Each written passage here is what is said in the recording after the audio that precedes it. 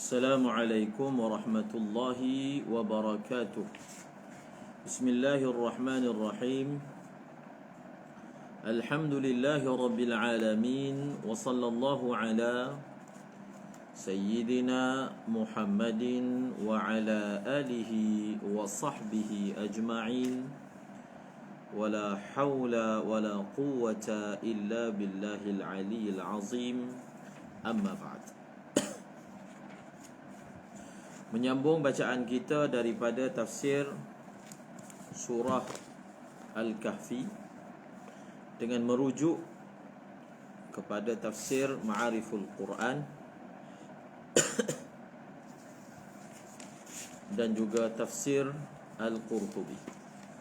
A'udzu billahi minasy syaithanir rajim.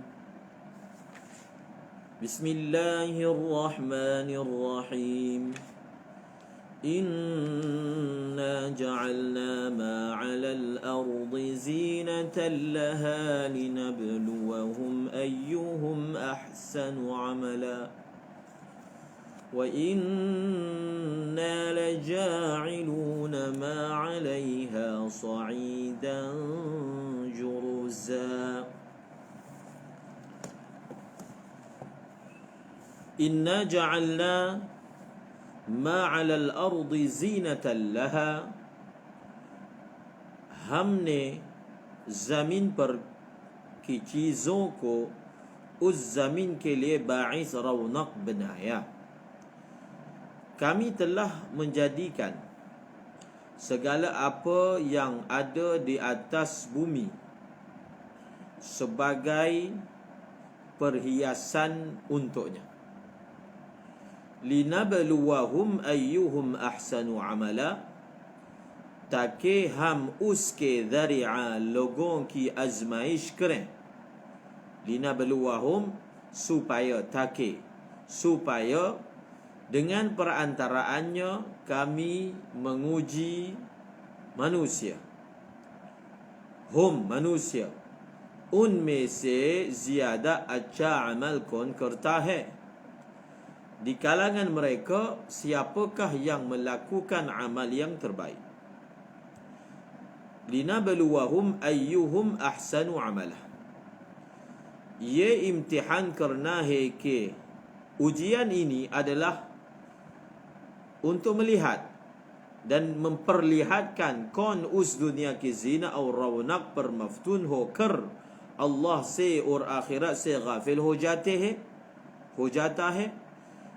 Ujian ini adalah untuk memperlihatkan siapakah di kalangan manusia yang terfitnah dengan perkara-perkara dunia tersebut lalu melupakan Allah dan melupakan hari akhirat.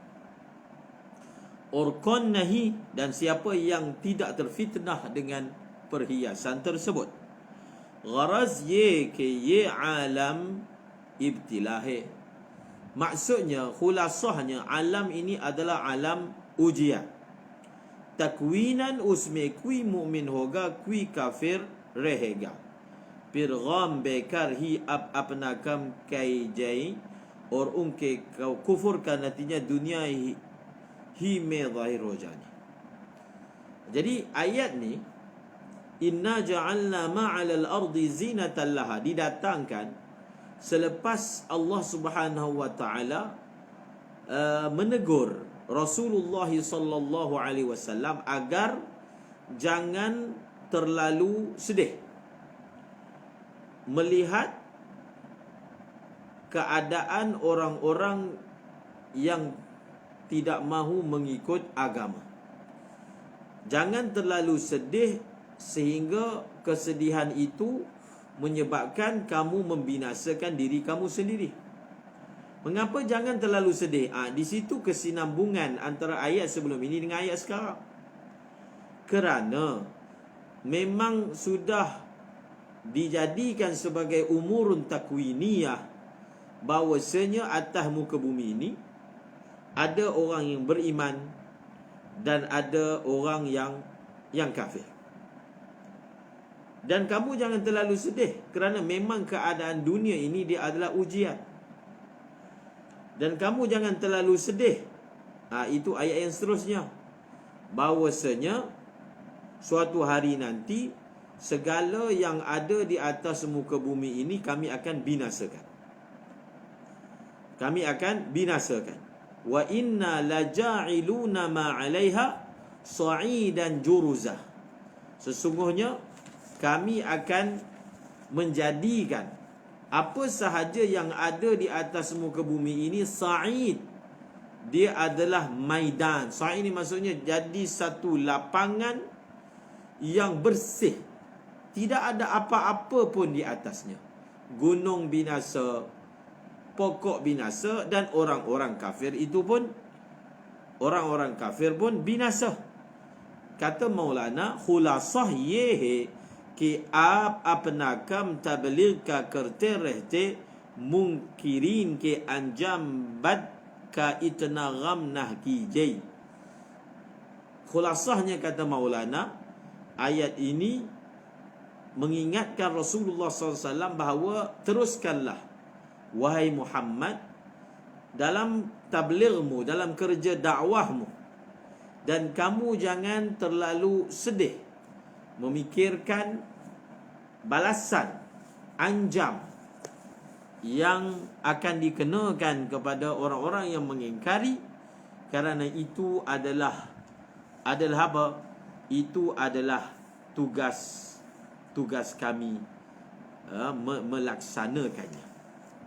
Itu adalah tugas kami melaksanakannya. Inna ja'alna ma 'alal ardi zinatan laha linabluwahum ayyuhum ahsanu 'amala wa inna laja'iluna ma 'alayha وَإِنَّا لَجَاعِلُونَ مَا عَلَيْهَا صَعِيدًا جُرُزًا.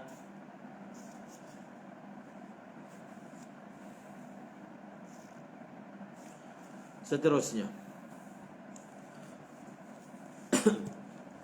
ada satu perkara yang dibahaskan dalam tafsir Ma'ariful Quran tentang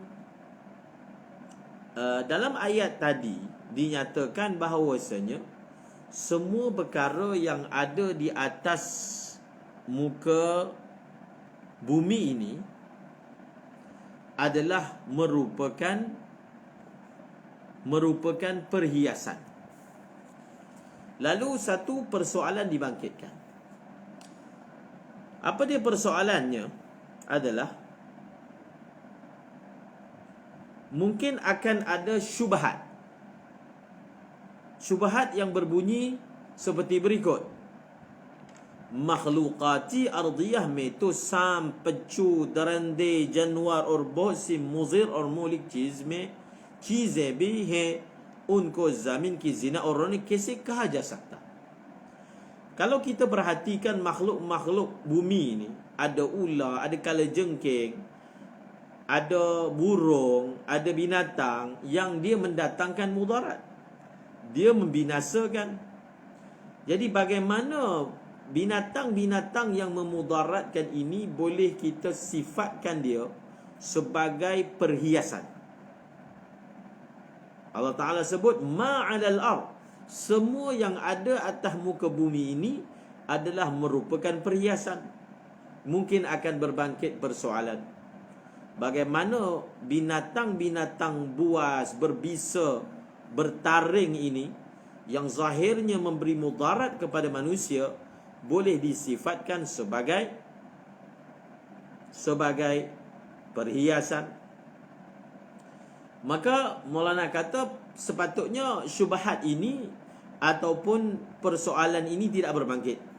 Kyunque kerana jitni चीज़ें दुनिया में मुज़िर और मुहलिक और ख़राब समझी जाती हैं, वो एक इक्तिबार से बेशक ख़राब है, मगर मजमू आलम के लिहाज से कोई चीज़ ख़राब नहीं. Mungkin dari satu segi, kalau kita tengok dia sebagai dia, dia ketika dia memudaratkan, maka tanpa ragu-ragu lagi boleh kita katakan dia itu adalah sesuatu yang buruk. Dia adalah sesuatu yang tidak baik. Tetapi kalau kita melihat secara kolektif, secara keseluruhan, sebenarnya dia bukanlah benda yang buruk. Bahkan binatang-binatang ini pelengkap bagi keindahan dunia. Kalau tanpanya, maka dunia tidak akan indah. Kerana apa?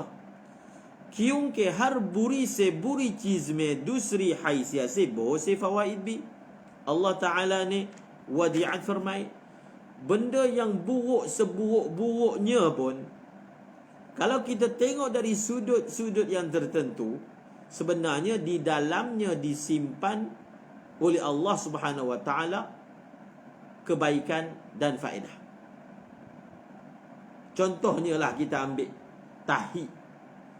Walaupun dia itu busuk, buruk, tetapi dia sebenarnya berfaedah untuk badan manusia. Allah Ta'ala jadikan dia sebagai penanda bagi menentukan sakitnya manusia. Manusia boleh tahu apa ada dalam perut dia dengan tengok apa yang keluar daripada perut dia. Itu contoh. Bahkan ada kajian-kajian khas yang memfokuskan pada kajian terhadap najis. Kajian terhadap apa? Terhadap najis. Maka kita tengok lagi binatang-binatang yang berbisa ni. Kia zehir januaro orderandose hazaro insan dorre mu'alaja. Daripada binatang seperti ular kala ni, daripada dia punya bisa dia tu boleh jadi penawar bagi manusia. Boleh jadi penawar bagi manusia.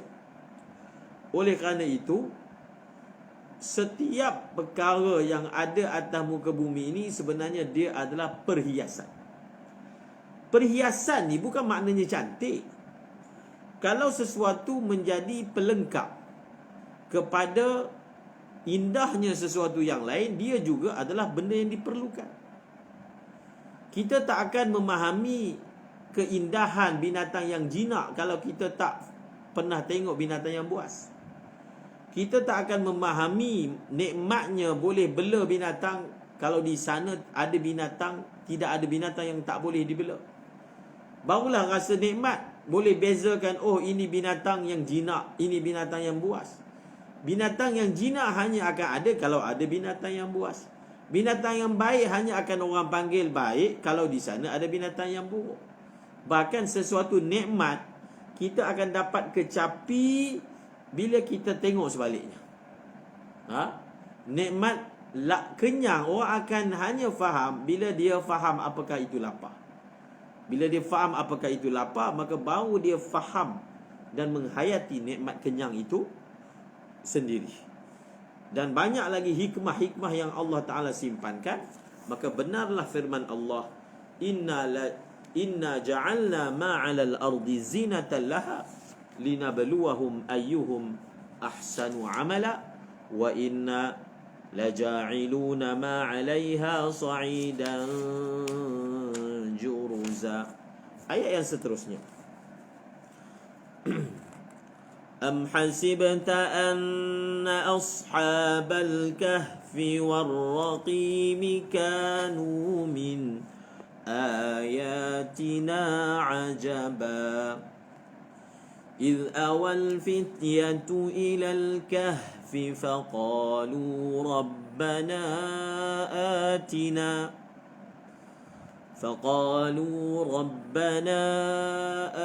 آتنا من لدنك رحمة وهيئ لنا من أمرنا رشدا.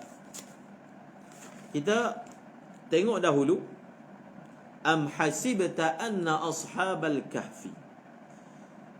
Dia punya khulasah tafsiran dia. Kia ab ye khayal karte hain. Adakah kamu menyangka? adakah kamu membayangkan, am hasibta, adakah kamu menyangka, adakah kamu membayangkan. Apa dia? Ghar wale और पहाड़ वाले ये दोनों एक ही जमात के लक़ब हैं. हमारी अजाइबात कुदरत में से कुछ ताज्जुब की चीज़ थी. अम हसिबत अन्न अस्हाबल कहफ़ी वर्रक़ीम कानू मिन आयातिना अजबा. क्या आप ये ख्याल करते हैं? Adakah kamu sangka, kamu, apa dia? Anna ashabal kahfi, bahawasanya orang-orang gua. Ashabal kahfi ni orang-orang gua dan orang-orang bukit. Jadi di sini Maulana tafsirkan perkataan raqim itu, dia ada pelbagai tafsiran daripada ulama, tapi salah satu tafsirannya bukit, pahar wale. Adakah kamu menyangka kisah mereka ini, anna ashabal kahfi warraqim kanu min ayatina ajaba, kanu min ayatina ajaba, adakah mereka itu termasuk tanda-tanda kami yang menakjubkan? Bahasa mudahnya, kamu ingat cerita Ashabul Kahfi ni benda yang terlalu menakjubkan ke di antara tanda-tanda kebesaran kami? Walaupun manusia rasa takjub dengannya, tapi tak ada apa. Itu salah satu daripada tafsirannya. Kanu min ayatina ajaba, hamari ajaibat qudrat में से कुछ ताज्जुब की चीज थे. Kamu ingat cerita Ashabul Kahfi ni termasuk daripada tanda-tanda kami yang menakjubkan. Sebenarnya tak ada apa-apa. Yahudi je yang kepo, kalau bahasa manusia. Jesa ke Yahudi ne kaha tha ke unka waqi' ajib hai. Jadi kenapa ayat ini dinyatakan bentuknya begitu? Kerana orang Yahudi dia bagi tahu kat orang musyrikin, ini kisah yang ajaib. Itu satu tafsiran. Maksudnya siapa yang mengatakan kisah ni ajaib? Yahudi yang suruh orang-orang musyrikin tanya Rasulullah. Itu satu tafsiran. Satu lagi tafsiran, या खुद वही सवाल करने वाले कुफार कुरैश ने उसको अजीब समझकर सवाल किया था. Ataupun ta'ajub itu datang daripada orang yang bertanya itu sendiri, iaitu siapa? Orang-orang musyrikin.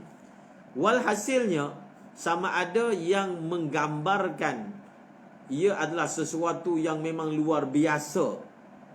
Dan antara tanda-tanda kebesaran Allah itu Yahudi yang melahirkan rasa takjub, ataupun orang musyrikin yang melahirkan rasa takjub, maka Allah Ta'ala telah berfirman, adakah kamu sangka ini benda yang menakjubkan? Usme Rasulullah SAW kau mukhatab binakar dusroko sunana maksudnya. Jadi daripada ayat ini berkata kepada Rasulullah, adakah kamu wahai Muhammad menganggap, sedangkan anggapan bahawasanya kisah itu adalah kisah takjub bukanlah daripada Rasulullah, tapi daripada orang Yahudi menurut satu tafsiran, ataupun daripada orang musyrikin menurut tafsiran yang lain.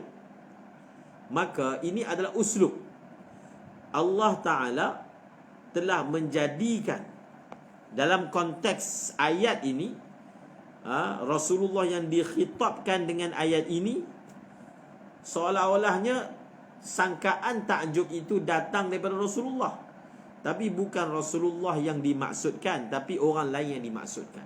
Maknanya Allah berfirman kepada Rasulullah, adakah kamu sangka dia benda ni takjub? Tapi yang dimaksudkan itu bukan Rasulullah, tapi selain daripada Rasulullah, iaitu orang Yahudi dan juga orang musyrikin. ये वाक़या भी अगरचे अजीब ज़रूर है, मगर अल्लाह ताला की दूसरी अजाइबात कुदरत के मुकाबला में ऐसा कबील ताज्जुब नहीं जैसा उन लोगों ने समझा है, क्योंकि ज़मीन आसमान और चांद सूरज तमाम कायनात ज़मीन आसमान को आदम से वजूद में लाना असल अजाइब में से है। चानों जवानों का ज़माना दराज तक सोते रहना फिर पैदा होना उसके मुकाबले कुछ अजीब नहीं। उस तमहे के बाद असहाब kahfi का किस्सा उस तरह बयान फरमाया। Dia dalam tafsirkan ayat ni, dia ada dua tafsiran. Satu tafsiran, dia punya maksud dia begini. Kamu ingat cerita Ashabul Kahfi ni cerita yang menakjubkan ke? Sebenarnya tak. Itu satu tafsiran. Maknanya menafikan terus bahawasanya dia benda yang menakjubkan. Satu lagi tafsiran, maksudnya adalah adakah kamu menyangka bahawasanya kisah Ashabul Kahfi adalah perkara yang paling menakjubkan daripada tanda-tanda kebesaran kami. Tafsiran pertama, adakah dia perkara yang menakjubkan, sebenarnya dia tak ada benda pun. Itu satu. Tafsiran yang kedua, ya betul, dia memang perkara yang menakjubkan, tetapi adakah kamu sangka dia yang paling menakjubkan? Tidak, bahkan di sana ada perkara-perkara yang lebih menakjubkan berbanding kisah Ashabul Kahfi. Dan ayat ini juga untuk membentak apa? Orang-orang musyrikin dan orang yang seumpamanya, yang dia terlalu fokus dengan perkara-perkara takjub yang kecil, tapi depan mata dia ada perkara yang lebih menakjubkan, yang sepatutnya boleh membawa dia kepada Allah. Ini berlaku juga kepada manusia. Kita takjub dengan kehebatan manusia mencipta, menyusun sesuatu, lalu mencipta peralatan-peralatan yang canggih. Tapi sebenarnya dalam diri manusia itu sendiri ada perkara yang lebih lagi menakjubkan daripada ciptaan manusia. Takjub dengan susunan manusia sehingga besi boleh bergerak. Tetapi kadang-kadang dia jadi lupa besi itu sendiri, yang daripada tiada kepada ada, siapa yang ciptakan? Dia berlaku kepada manusia. Dia takjub dengan perkara yang bagi dia sangat menakjubkan, tapi dia lupa di sana ada perkara yang sebenarnya lebih menakjubkan, yang dicipta oleh Allah daripada tiada kepada ada. Apa yang kamu nak herankan pada ciptaan-ciptaan manusia yang hanya sekadar menyusun benda yang ada, berbanding ciptaan-ciptaan yang daripada zero, kosong, daripada Adam kepada ada. Am hasibta anna ashabal kahfi warraqimi kanu min ayatina ajaba.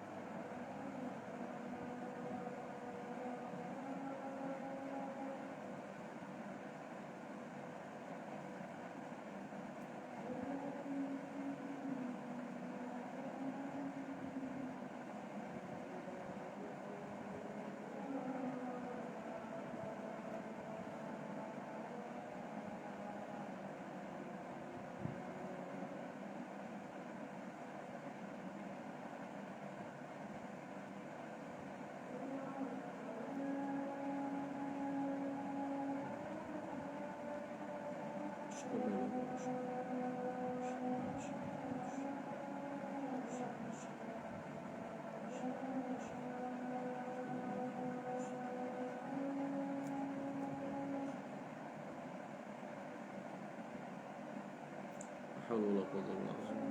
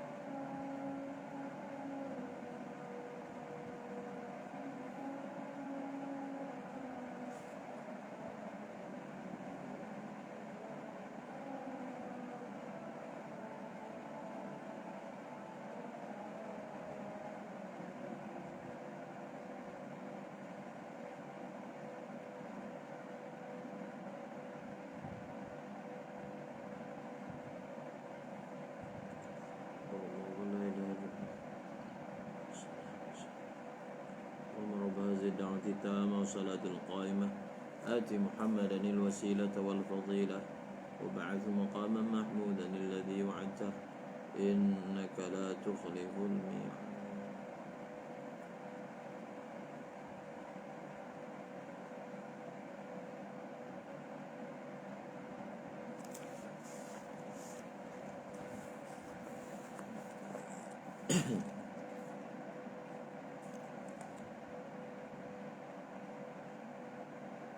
أم حسبت أن أصحاب الكهف والرقيم كانوا من آياتنا عجبا.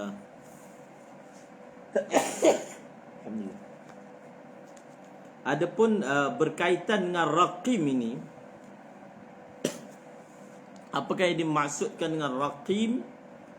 Maka pelbagai tafsiran yang disenaraikan. Pelbagai.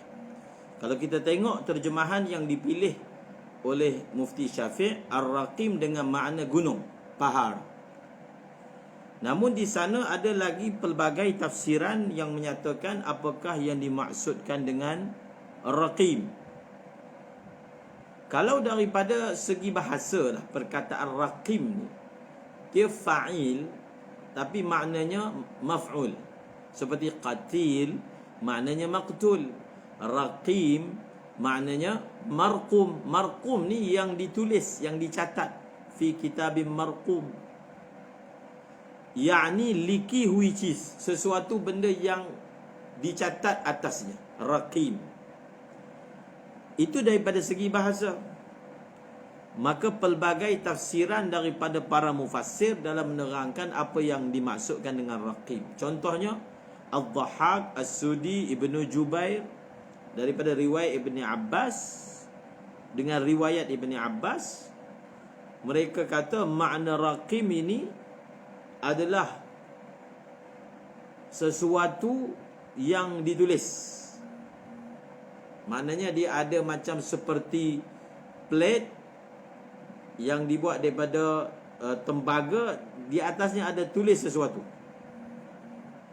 Tulis apa di situ? Tulis iaitu raja pada waktu itu telah menulis nama-nama Ashabul Kahfi. Dan plate itu ataupun tembaga yang ada nama-nama dan kisah mereka itu diletakkan dekat pintu gua. Itu maksud Raqim. Maka sebab itu Ashabul Kahfi ni dia ada dua gelaran.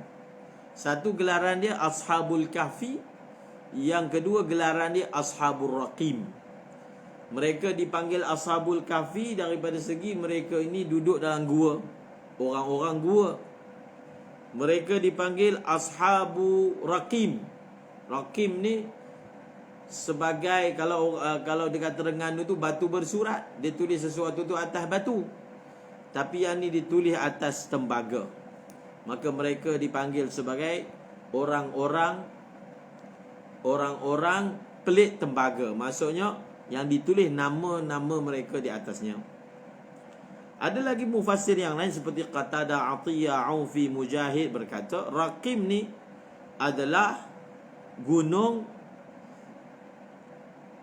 adalah nama pahar ke niche ke wadi, lembah yang ada bawah gunung, yang mana di bawah gunung itu ada gua Ashabul Kahfi. Ada juga kata maksud Raqim itu gunung tu sendiri. Hadrat Ikrimah berkata, "Mene Hazrat Ibn Abbas ye kehte hue sunnah hai ke mujhe ma'lum nahi." Ikrimah pula berkata, saya pernah mendengar Sayyidina Abdullah bin Abbas berkata, Raqim ni yang ditulis di atas Raqim tu apa dia saya tak tahu. Apa yang ditulis atas dia? Dia ada tulis nama orang ke? Ataupun nama kampung ke? Ada pula daripada Ka'ab Ahbar, Wahab bin Munabbih meriwayatkan daripada Sayyidina Abdullah bin Abbas, Raqim ini adalah satu tempat dekat dengan Aqabah. Dia nama satu bandar yang berdekatan dengan negeri Rom. Jadi pelbagai. Kalau dalam tafsir Qurtubi disenaraikan pelbagai. Walhasilnya tak apalah. Dia adalah gelaran bagi pemuda-pemuda tersebut. Dua gelaran, satu gelaran Ashabul Kahfi, satu lagi gelaran Ashabur Raqim. Am hasibta anna Ashabul Kahfi ni adalah merupakan muqaddimah sebelum masuk kepada inti kisah. Jadi cuba kita lihat muqaddimah bagi kisah ini, iaitu dalam muqaddimah itu sama ada dengan tafsiran yang pertama dengan tafsiran yang kedua, iaitu untuk mengingatkan manusia, kalau kamu kagum dengan kisah ini, yang kamu akan dengar kisah dia, di sana ada lebih lagi benda lain yang mengkagumkan. Jangan duk ingat kisah ni je mengkagumkan. Bahkan di sana ada lebih lagi kisah yang mengkagumkan, bukan kisah, bahkan benda-benda ciptaan-ciptaan Allah Subhanahu wa taala yang mengkagumkan, yang sepatutnya kamu perlu lebih merasa kagum dengannya.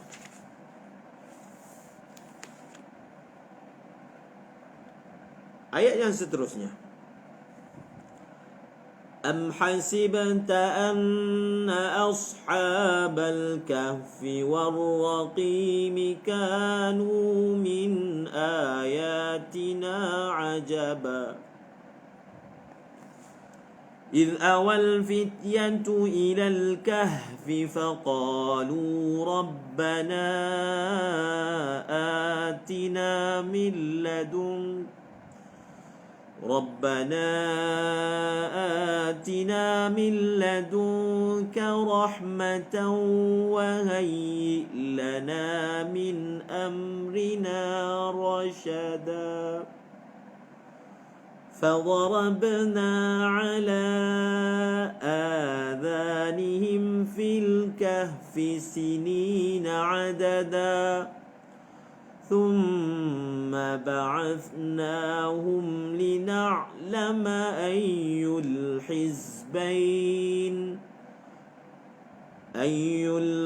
الحزبين أحصى لما لبثوا أمدا. Maka idh awal fityatu ilal kahfi, idh awal fityatu ilal kahfi,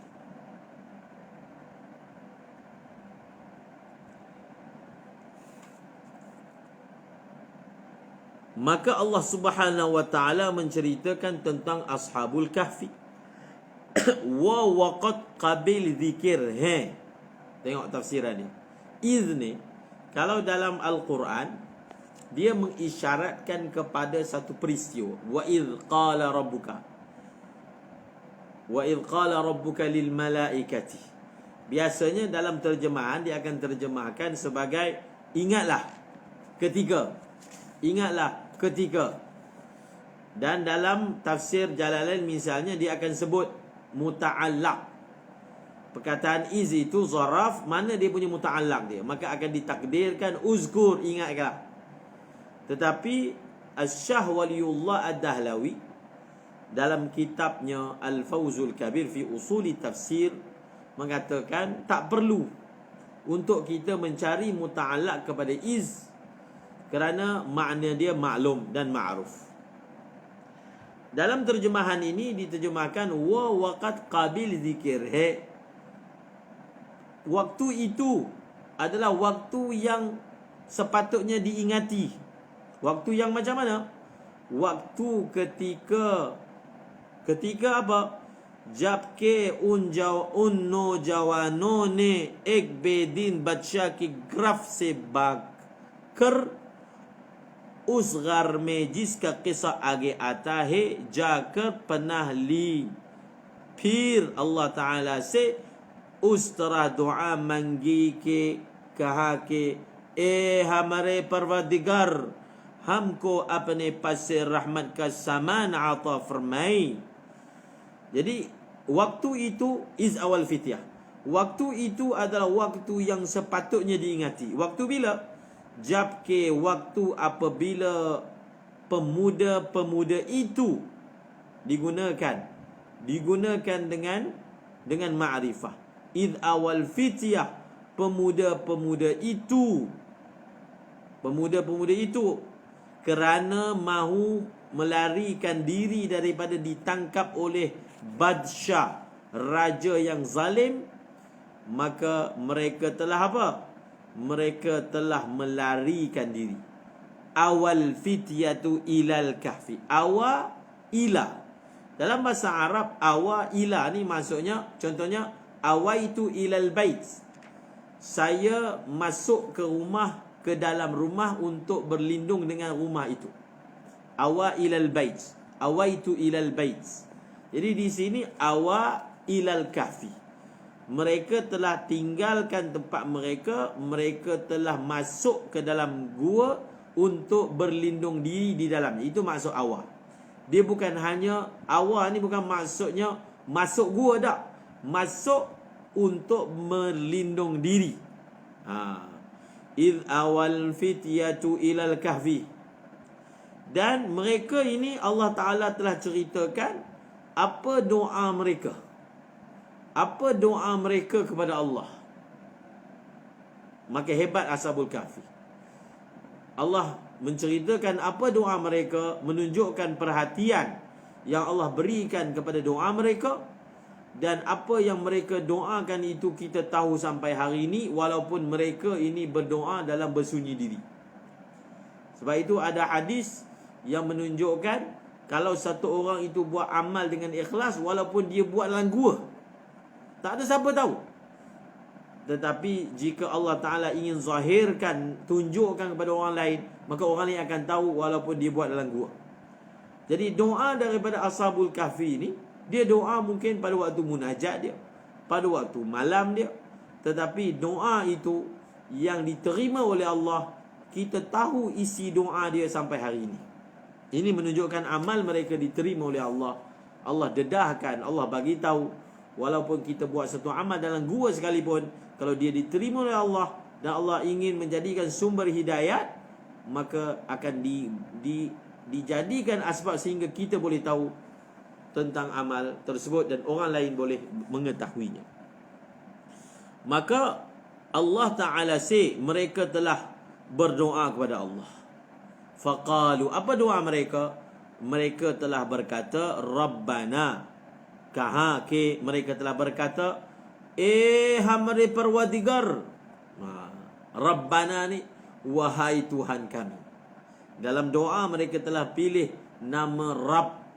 Mereka telah pilih nama Rabb, iaitu Rabb ini mereka telah rayu Tuhan yang menjaga, memelihara.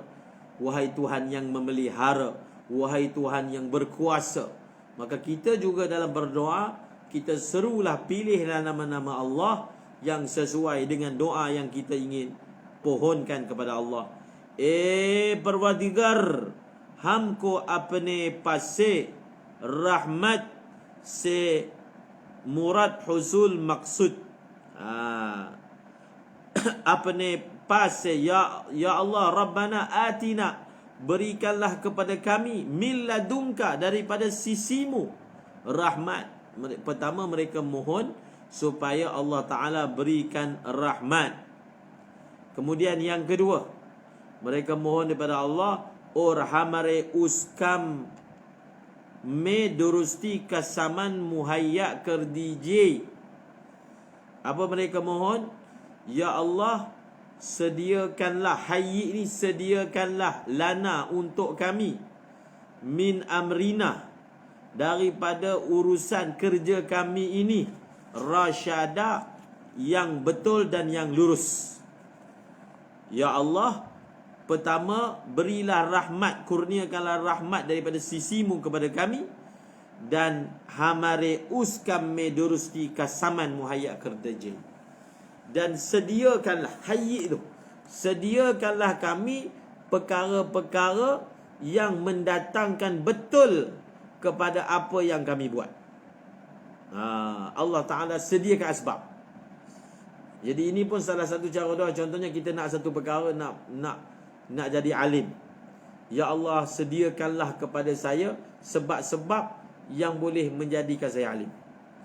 Kita ingin kahwin, ya Allah, mudahkanlah asbab-asbab sehingga saya boleh kahwin. Ya Allah, mudahkanlah asbab-asbab sehingga saya boleh pergi ke Mekah. Ya Allah, sediakanlah asbab-asbab sehingga saya boleh tinggal di Madinah, misalnya. Jadi ini pun doanya, wahayyi lana min amrina rasyada. Sediakan, minta Allah sediakan. Kerana bila Allah Ta'ala nak jadikan seseorang itu sesuatu, maka Allah akan sediakan asbab-asbab yang membawa dia jadi kepada benda tu.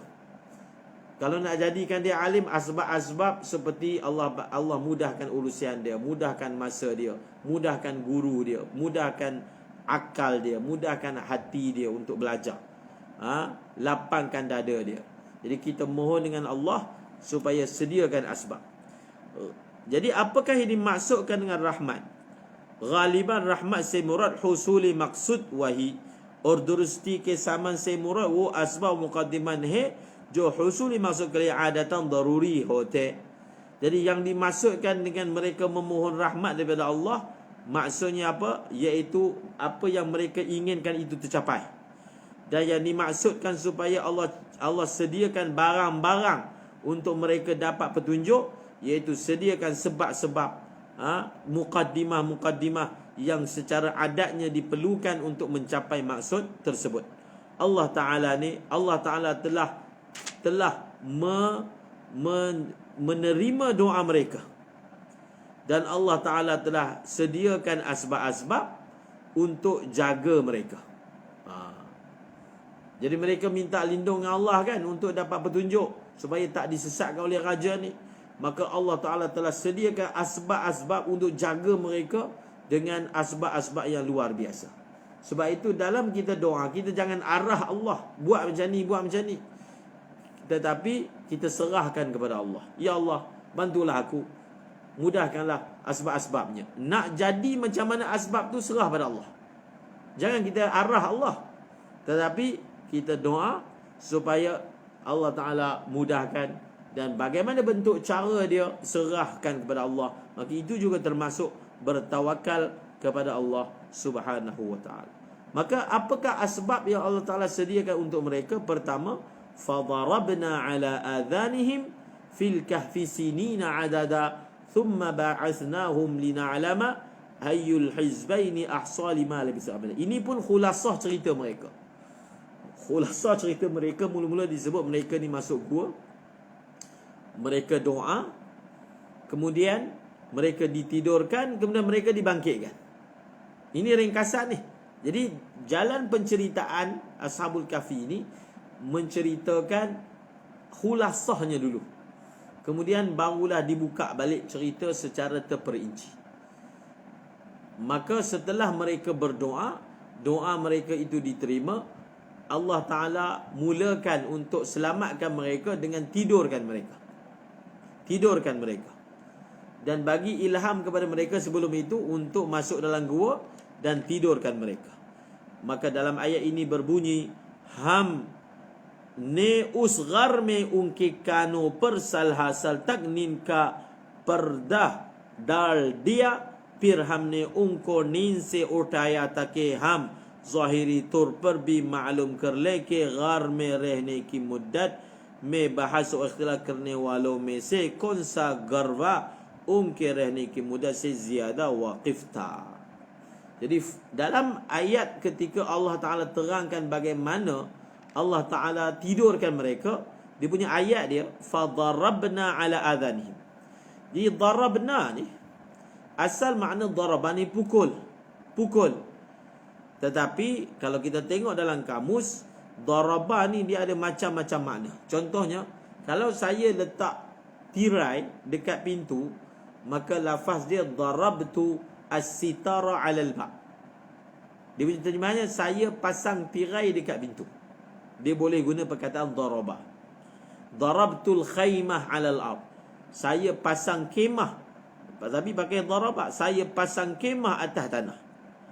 Maka di sini dalam nak memberi kiasan bahawasanya mereka itu ditidurkan, maka tak digunakan perkataan kami tidurkan mereka, tak gunakan perkataan seperti itu. Tetapi di sini maka kami di dalam gua tersebut selama bertahun-tahun kami telah meletakkan penutup pada telinga mereka. Terjemahan dia apa? Allah Ta'ala nak terangkan kami tidurkan mereka, tapi tak guna perkataan tidur. Gunakan perkataan kami letakkan purdah. Purdah bahasa Urdu maksudnya tutup. Kami letakkan penutup di telinga mereka ketika mereka berada dalam gua, dan perkara ini berlaku bertahun-tahun lamanya. Itu pun ada rahsia. Kenapa tidak digunakan terus perkataan kami tidurkan mereka, tetapi kami letakkan penutup tirai yang menutup telinga mereka. Maksudnya kami tidurkan mereka. Maka bila ayat Al-Quran tidak menerangkan sesuatu secara direct, tetapi menggunakan kiasan tertentu, maka ada sir dan rahsia pada perkataan tersebut. Maka apakah dia sir dan perkataan daripada menggunakan fadarabna ala adhanihim? Tidak terus digunakan anamnahum, tidurkan mereka, tetapi fadarabna ala adhanihim. Maka kita akan bersambung pada siri yang berikutnya. Wallahu a'lamu bissawab wa ilaihil marji'u wal ma'ab. Subhanallah wa bihamdihi, subhanakallahumma wa bihamdika, asyhadu an la ilaha illa anta, astaghfiruka wa atubu ilaik.